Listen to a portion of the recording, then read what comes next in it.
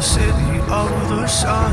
You could have stayed, it's only over when the day is done. I never knew you was a runner, yeah. I mistook you for a son. It don't matter what we think when it's all over. 'Cause this is our last chance to leave it all behind. Raise your voice and raise your power, yeah.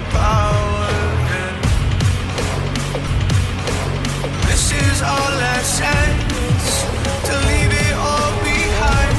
Raise your voice and raise your power, yeah.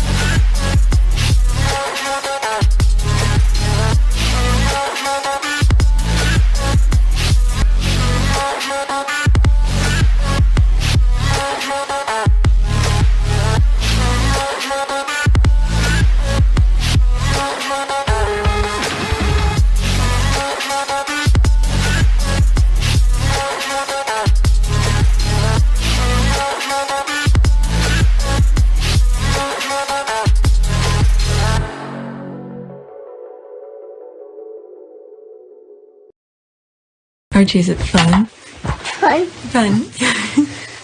After me. Ready? Happy? Happy.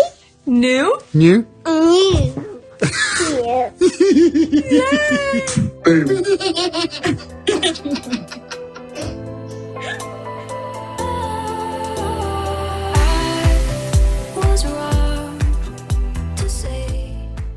I gotta do it in foot, Mama.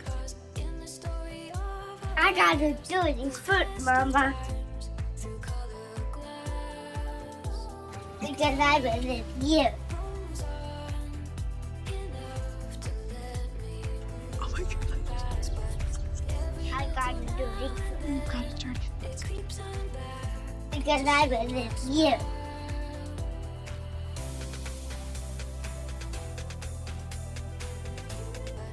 Because I was with you. Papa is a bird watcher, so this is a really big moment.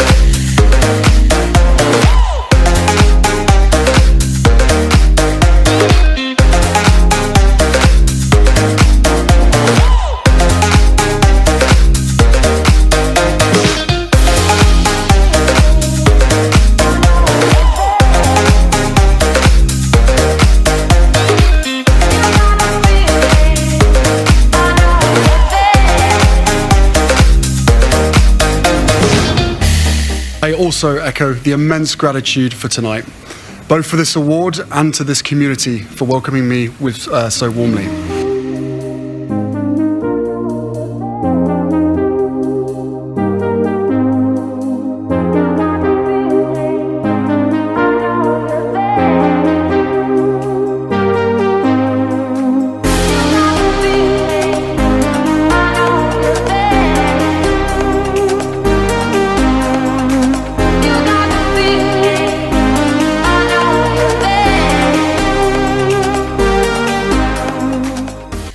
Been a bumpy road for them since quitting life as senior working royals, but the Duke and Duchess of Sussex have chosen to return to Europe in the public eye for a competition founded by the Prince himself, and it's clear they've been missed.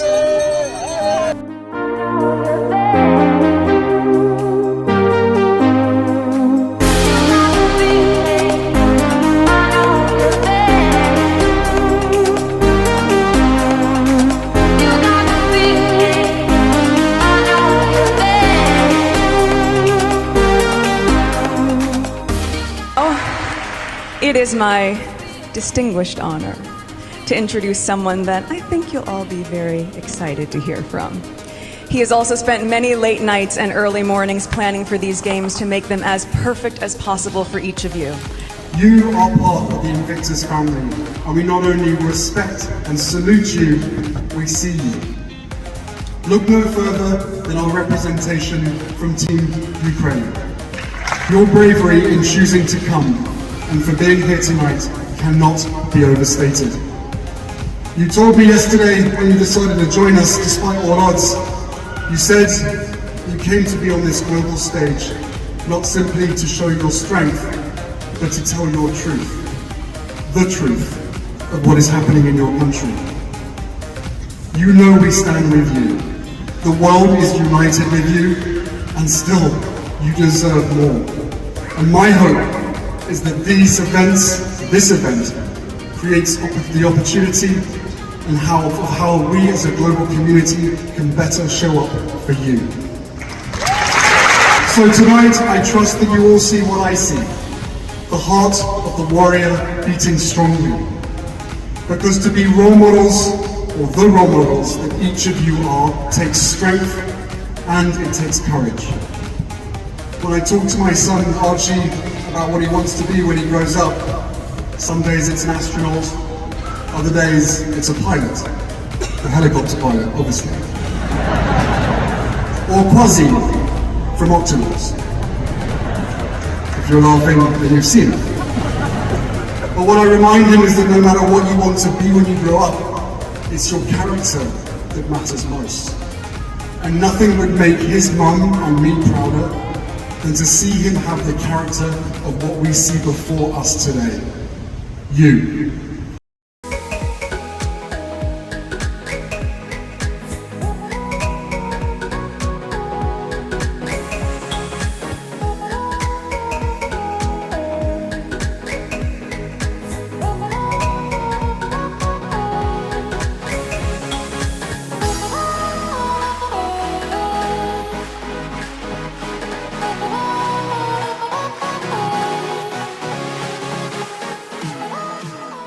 Sussex squad. Sussex squad.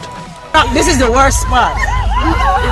Oh my god, I've been watching it all day. It's the worst freaking part. Oh shit. And I'm even in the Oh my god. What's going on? Oh my god. Sussex squad. Sussex squad. I wanna go home! Oh my god. Oh my god. Oh, thank you, Jesus.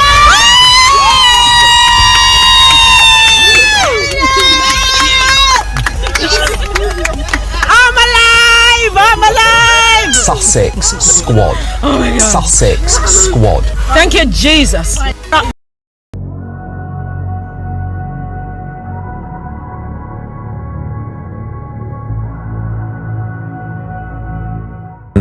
Harry is an avid polo enthusiast and player and has played polo all his life. My polo team has a platform where we are going to use the sport and the team as a platform to raise awareness for charities. Harry is going to be a part of this team. The team is called Los Padres. Los Padres is named after the National Forest. Him and I wanted this team and this thing to be very local, to pay a lot of a tribute to Southern California because of him moving here and paying a tribute to his new home. Hopefully not just the park, but also some other charities that we are going to reveal later. But that's what Los Padres Polo Team is going to be. It's going to be a platform for a lot of good things. So I'm very excited, proud and honored to be doing this with him.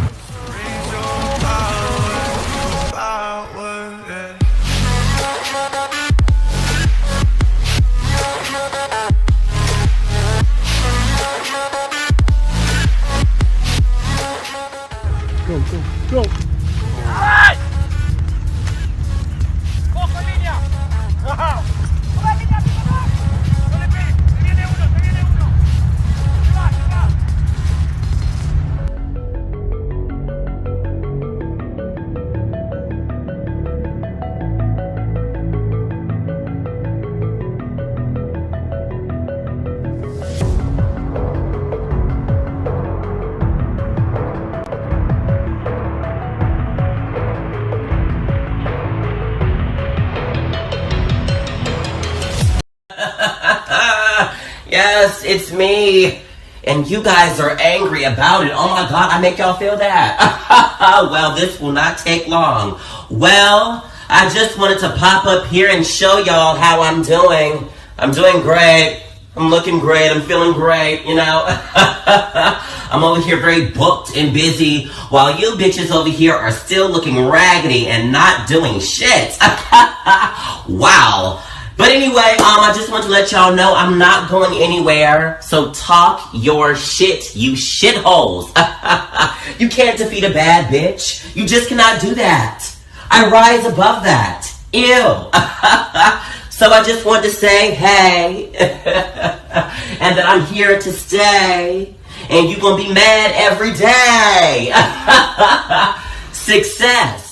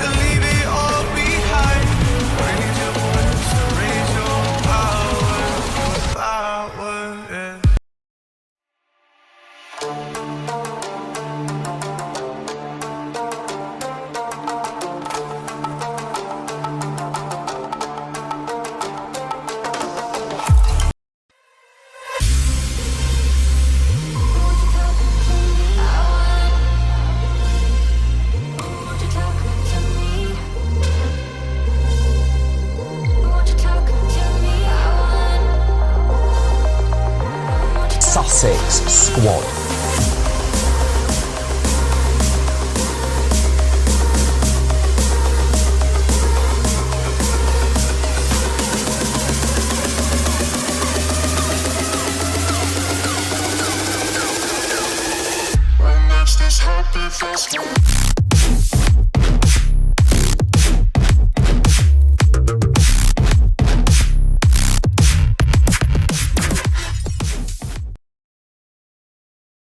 I now invite Prince Harry, the Duke of Sussex, who will deliver a keynote statement. And thank you to the Nelson Mandela Foundation for inviting me to speak on this day of all days. And thank you to Secretary General Guterres and the United Nations, whose promise reflects Mandela's vision of a freer, more peaceful world, for hosting us today. It is an honor to join you all on Nelson Mandela International Day. Having spent time with many of Mandela's family members over the years, I speak to you today with humility, mindful of how much the man they loved means to so many.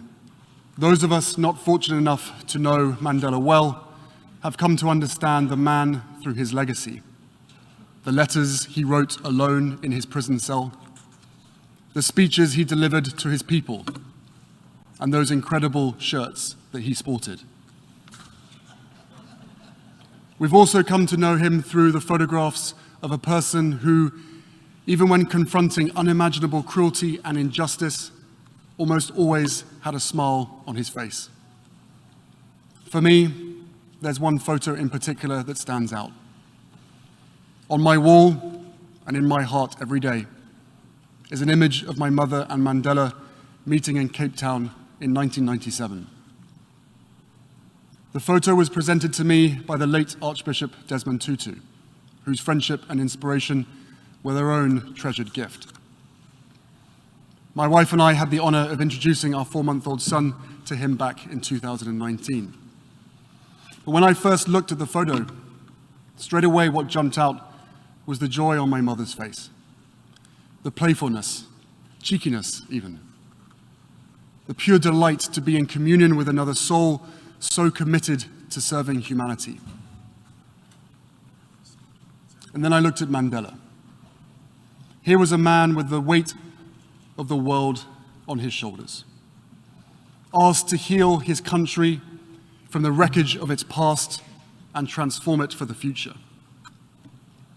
A man who had endured the very worst of humanity, vicious racism and state-sponsored brutality. A man who had lost 27 years with his children and family that he would never get back. 27 years. Yet in that photo and so many others, he is still beaming, still able to see the goodness in humanity, still buoyant with a beautiful spirit that lifted everyone around him. Not because he was blind to the ugliness, the injustices of the world, no, he saw them clearly. He had lived them, but because he knew we could overcome them. In our own time, a time of global uncertainty and division, when it's all too easy to look around and feel anger or despair, I've been inspired to go back to Mandela's writings for insight into how this could be, how he could experience so much darkness and always manage to find the light. There I found a few lines that stopped me in my tracks. In a letter from prison, he wrote, "I feel my heart pumping hope steadily to every part of my body, warming my blood and pepping up my spirits. I am convinced that floods of personal disaster can never drown a determined revolutionary. To a freedom fighter, hope is what a lifebelt is to a swimmer, a guarantee that one will keep afloat and free from danger." It moved me even more when I saw the date, August 1st, 1970, 7 years into Mandela's imprisonment, not even 1/3 of the way through. In those circumstances, how many of us would have lost hope and let our lifebelts slip away? How many of us would have been broken by a system designed to do exactly that? And let's be honest, how many of us are in danger of losing those lifebelts right now? How many of us feel battered, helpless, in the face of the seemingly endless stream of disasters and devastation? I understand. This has been a painful year in a painful decade. We're living through a pandemic that continues to ravage communities in every corner of the globe. Climate change wreaking havoc on our planet, with the most vulnerable suffering most of all. The few weaponizing lies and disinformation at the expense of the many. And from the horrific war in Ukraine to the rolling back of constitutional rights here in the United States, we are witnessing a global assault on democracy and freedom, the cause of Mandela's life. According to Freedom House, our world has grown less free every year for more than a decade and a half. As so often happens in history, the consequences of decisions made by some of the most powerful people in some of the wealthiest countries are being felt even more deeply across the continent of Africa. The pandemic, the war, and inflation have left Africa mired in a fuel and food crisis, the likes of which we have not seen in decades. Worse still, this comes at a time when the Horn of Africa is enduring the longest drought it's faced in close to half a century. And what is happening in Africa is not an isolated event. The drought there is a reflection of extreme weather we are seeing across the globe. As we sit here today, our world is on fire, again. And these historic weather events are no longer historic. More and more, they are part of our daily lives. And this crisis will only grow worse unless our leaders lead. Unless the countries represented by the seats in this hallowed hall make the decisions, the daring, transformative decisions that our world needs to save humanity. These decisions may not fit with the agendas of every political party.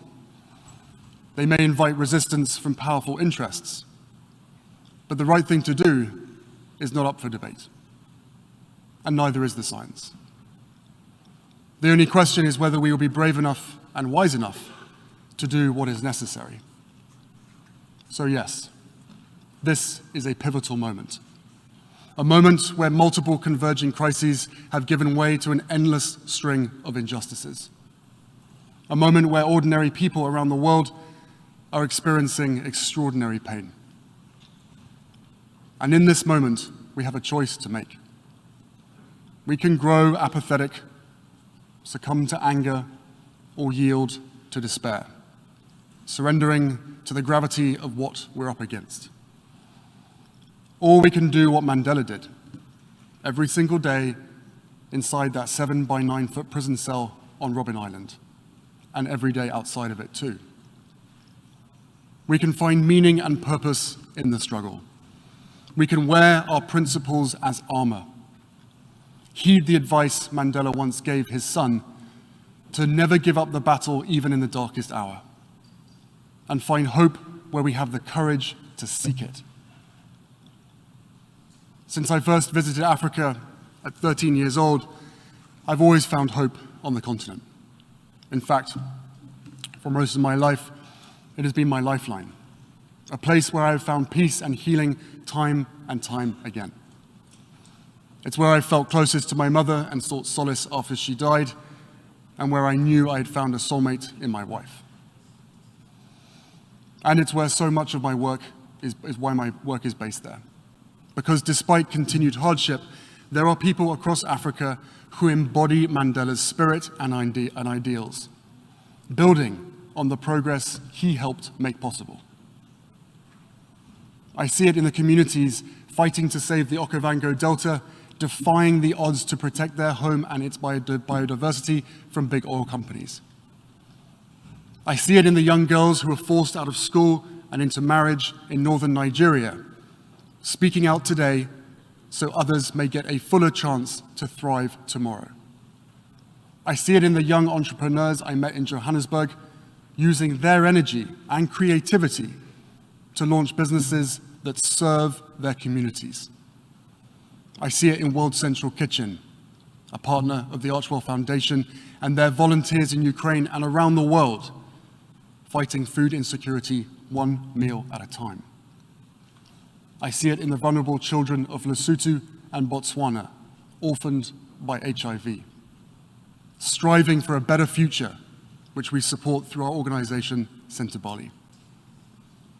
I see it in the newest generation of activists for equality and justice, who are mobilizing people of all ages and races, all faiths and walks of life, to lace up their shoes and join the march. And I see it in the parents I meet around the world, as determined as Mandela was to give their children a better shot at a brighter future, to prioritize their own and their children's mental health and well-being, to reject old ideas and past prejudices, to heal from the past and build resilience for the present and future, because they know the price of inaction will be paid by the next generation. In their strength and in their deeds, Mandela's legacy shines as brightly as ever. They are my lifebelt. I hope they can be yours too. Because right now, the water is rising all around us. In some places, quite literally. So it's more important than ever that we seek a purpose greater than ourselves and get to work. After all, Mandela was not only a man of conscience, he was a man of action. He organized millions, inspired billions, joined hands not only with those who loved him, but those who had once jailed him, to build a better future for all. What Mandela understood was that true legacy transcends one's own needs and the passage of time. It defies the moment. its relevance never ceases. Legacy does not belong to the self. It belongs to those it impacts. That doesn't mean he was perfect. No, he was something better. He was human. As he wrote in his autobiography, "I have made missteps along the way, but I have discovered the secret that after climbing a great hill, one only finds that there are many more hills to climb. I have taken a moment here to rest, to steal a view of the glorious vista that surrounds me, to look back on the distance I have come. But I can rest only for a moment, for with freedom comes responsibilities, and I dare not linger, for my long walk is not yet ended." It has been almost a decade now since Mandela's own walk on this earth finally reached its end. But what he taught us again and again is that it was never his walk alone. It was all of ours. It is all of ours. And what a beautiful gift, especially as a dad of 2 young children myself. The message that this world is meant to be shared. That the work of each generation is tied to those who came before and those who will come after us. That we have an obligation to give as much, if not more, than we take. And never shudder in the face of darkness, for hope is the fuel that courage requires. So on this Nelson Mandela International Day, as a new generation comes of age, a generation that did not witness Mandela's leadership for themselves, let's commit to remembering and celebrating his life and legacy every day, not just once a year. Let's talk with our children about what he stood for. Let's seek out what we have in common, empower all people to reclaim our democracies, and harness the light of Mandela's memory to illuminate the way forward. Because if we can summon our own courage just as he did, if we can see one another's humanity just as he did, a better day will truly be on the horizon. Thank you. Do you not remember?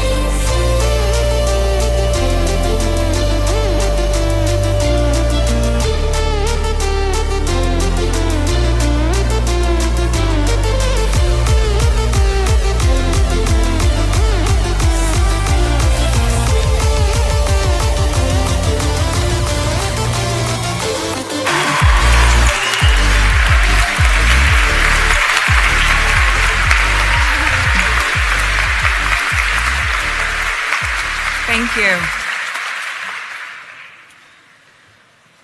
Well, good evening, everyone. It is very nice to be back in the UK. And it is very nice to be back with all of you at One Young World.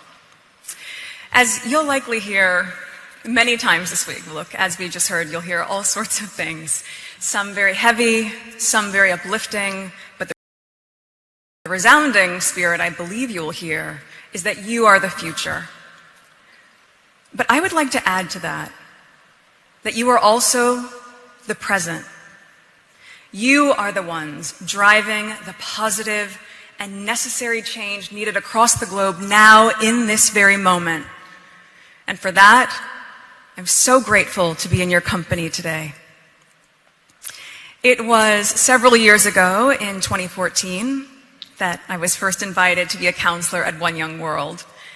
And in many ways at the time, I was probably a lot like each of you, young, ambitious, advocating for the things I deeply and profoundly believed in.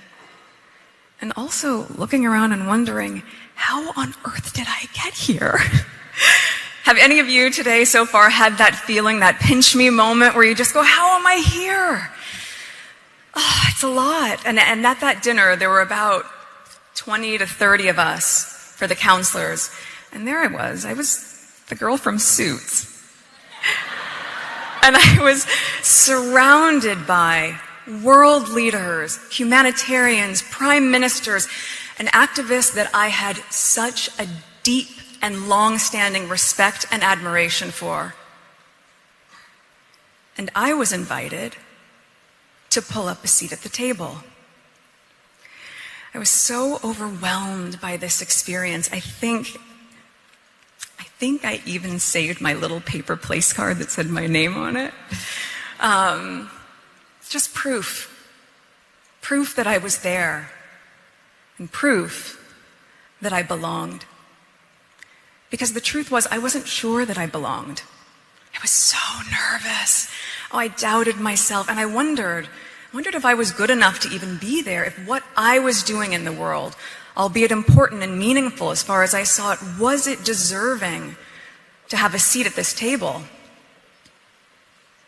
But One Young World saw in me what I wanted to see fully in myself. They saw in me, just as I see in you, the present and the future. And I reiterate that point because oftentimes we speak to young adults about the years ahead, about what you'll do, what you'll have to adopt to fix from previous generations, and also what legacy you will leave. But too often in that, we neglect the point that you're doing it now. You here, in this present moment, this is where it's all beginning. The first year I joined the delegation in Dublin, I worked with a young woman from Eritrea. And she described how she had escaped her home country, fleeing with bullets fired above her head. I still remember it so well. I remember my shock, and I also remember her courage. My recognition of how much continues to go on each day with so many turning a blind eye, and yet despite all odds, she, like so many, still persevered. I followed up that trip, as David mentioned, to joining the delegation again in 2016 in Ottawa. I was very lucky to receive a day off of filming specifically to take a quick flight from Toronto up to Ottawa and to be able to join this work again for One Young World, being with some people that I admired most, including former President of Ireland, Mary Robinson, who you heard from earlier. I joined you in London in 2019, and by that point, it's fair to say, my life had changed rather significantly. I was now married, and I was now a mom.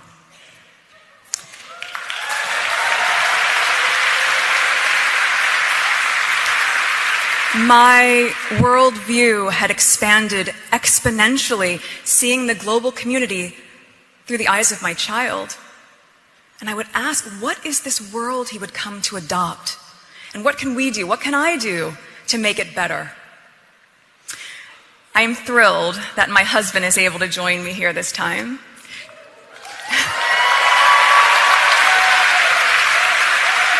To be able to see and witness firsthand my respect for this organization, this incredible organization, and all that it provides as well as accomplishes. One Young World has been an integral part of my life for so many years before I met him.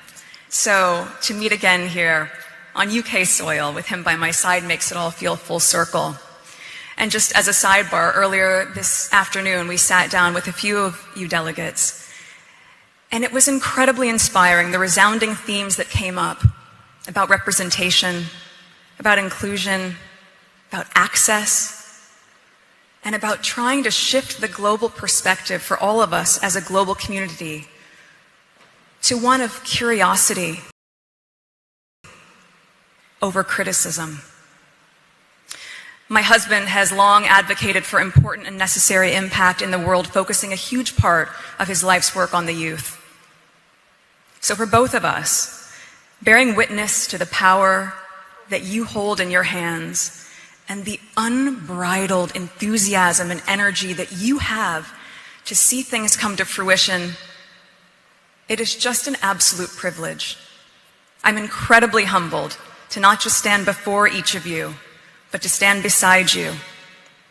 We often hear people say the time is now, but I'm going to double down on that by saying your time is now. The important work can't wait for tomorrow. And this week, the world is watching as you cement your place in history by showcasing the good that you are doing today, in the present moment, as we embrace the moment of now to create a better tomorrow. And with that, it is my absolute honor and pleasure to declare this year's One Young World Summit officially open.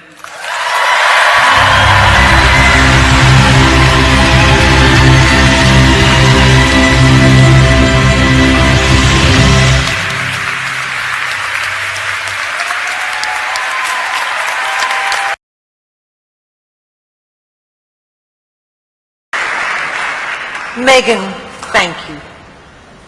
As Meghan said, whilst the next 4 days are life-changing and important, it's what you do afterwards that truly matters.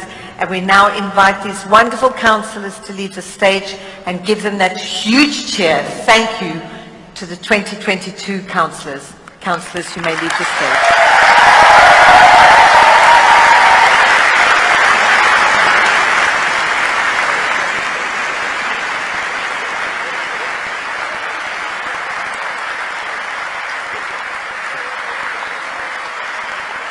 Glad that happened. Honestly. Awesome job. Loved it. Okay. Hello, darling.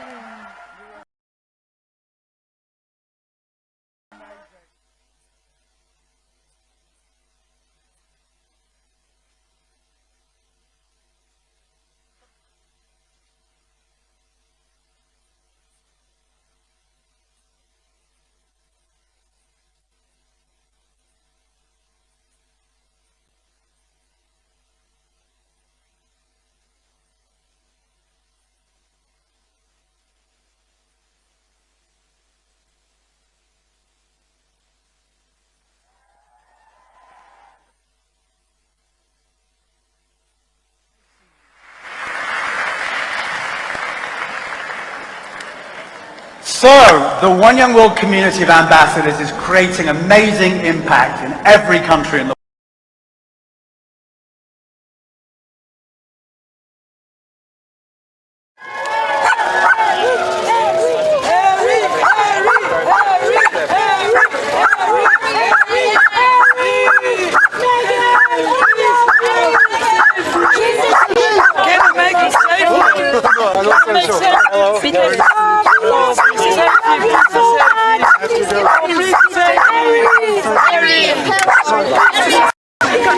After this, it's I know around here. Can we take a picture with her? She loves it. Great. Wait. But I'm okay. Wait. All of us. I'll do a picture.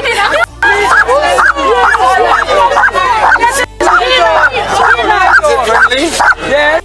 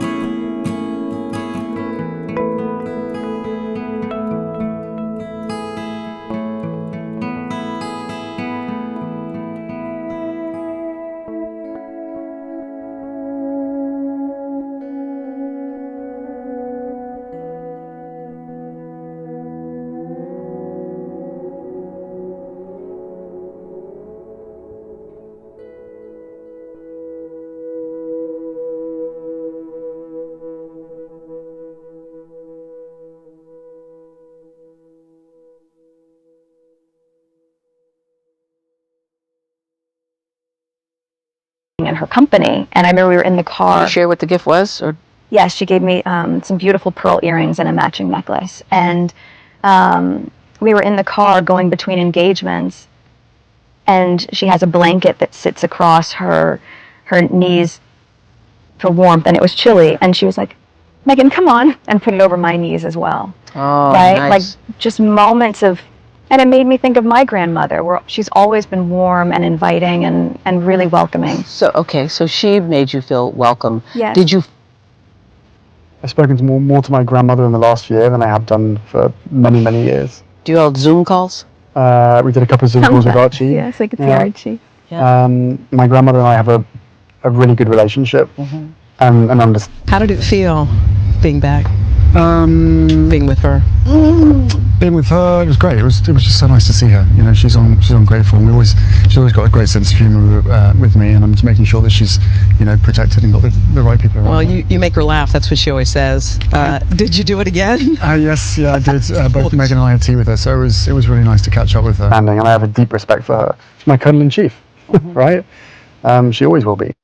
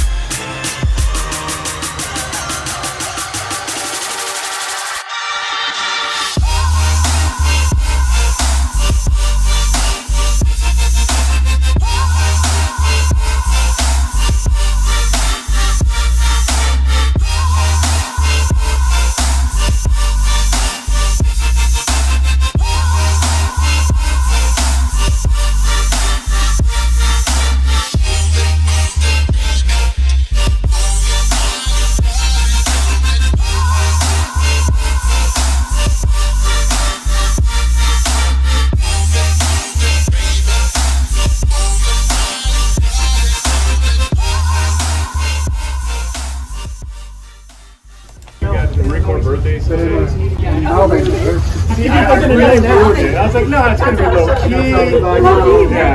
What is your message to veterans tonight? Meghan, are you proud of your husband? I'm always proud.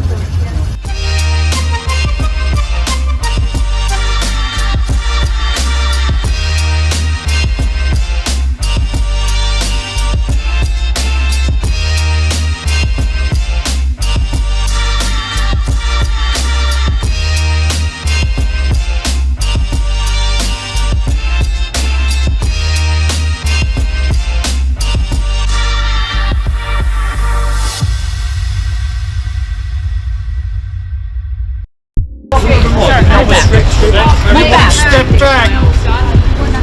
Stop. Guys, stay. We don't want to be any closer. No, I'm here. I'm here.